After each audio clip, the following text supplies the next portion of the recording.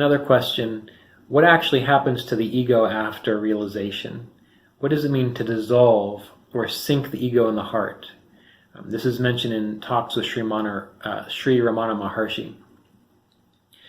All teachers use words as best they can, but as Ramana Maharshi also discussed and implied, that the greatest truths are not, you can't speak about them, you can't share them. You can try your best to use them as pointers to point someone in a direction, in the same way that no spiritual teachers can ever describe to you or can ever talk you into what enlightenment is. They can point you in the direction, they can say, go over there and do that. They can say, this is what I did, but you have to do it yourself in order to have the direct experience of it.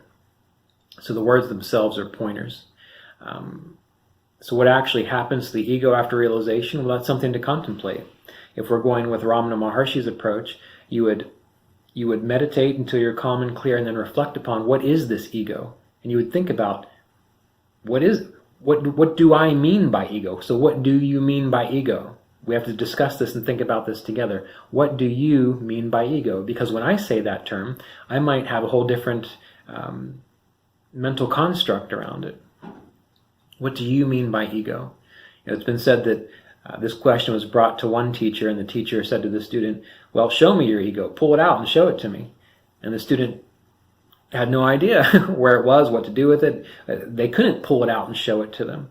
And that's a wonderful illustration of just what the ego actually is. So you have to contemplate, what is this ego? What is this sense of I?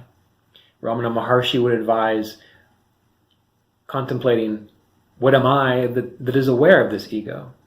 And then eventually you bring it back to, what am I? Ramana Maharshi had also described how there's the idea, I am, that I am. That's coming from a Christian standpoint, but someone asked him about this. And he said it's to experience I am, not think I am.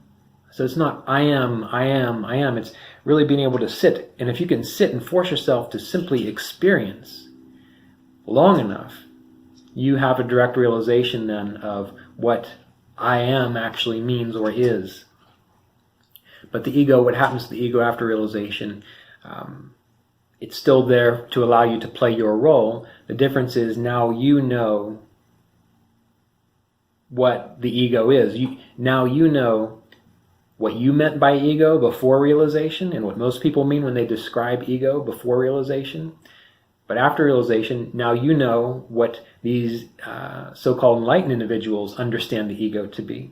So it's about knowledge and knowing, not mental knowledge, not mental knowing, but in a sense direct insight, direct understanding. So think about other things in your life where you have direct understanding and direct insight, where you don't have to, no one has to tell you about it, no one has to describe it to you, you just know that's the case. This is what occurs when you actually sit down and force yourself, because most of us have to do that, to contemplate, what do I mean by ego? What is this ego? Have I ever experienced life free of everything I just figured out what I thought ego was? So then if that's the case, how can I experience life free of all these concepts and definitions of ego? What was that? You have to really, it's a subtle process, and that's the hardest part about this whole approach, is that most people want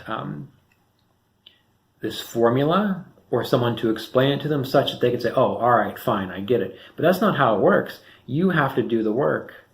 You have to sit with the uncomfortableness. You have to dig through all of your constructs, and then you have to figure out, well, how do I let all that go?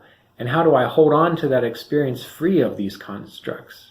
That's what you do, and it's the Kriya Yoga process that helps you do that, because these techniques are set up in such a way to give you the best support possible. But just like anything else, they're tools. You have to work them. You have to know how to use them. And so many people don't know how to use them. It's like if you want to build a house, people go and take seminars on how to use, on what a hammer is, on what a nail is, on what a saw is, on what a level is, on what all these tools are that you need to build a house. When they go to seminars, they get these descriptions of things. But because they don't have the long-term connection with someone to help them put it all together, they don't have the idea of the apprentice period. Like, okay, here's a hammer. I know what it is. I know when the master carpenter says, bring me a hammer, how to do that. And then I can watch the master carpenter hammer. And then I know how to use a hammer. So anyway, it's going to take you some time to do that, but the techniques and the philosophy and the contemplations are what serve to give you that direct insight. And then you'll know. So keep meditating, keep contemplating on this, and you do whatever it takes for you to pick apart that idea until there's nothing else to pick apart, and then you have that aha moment.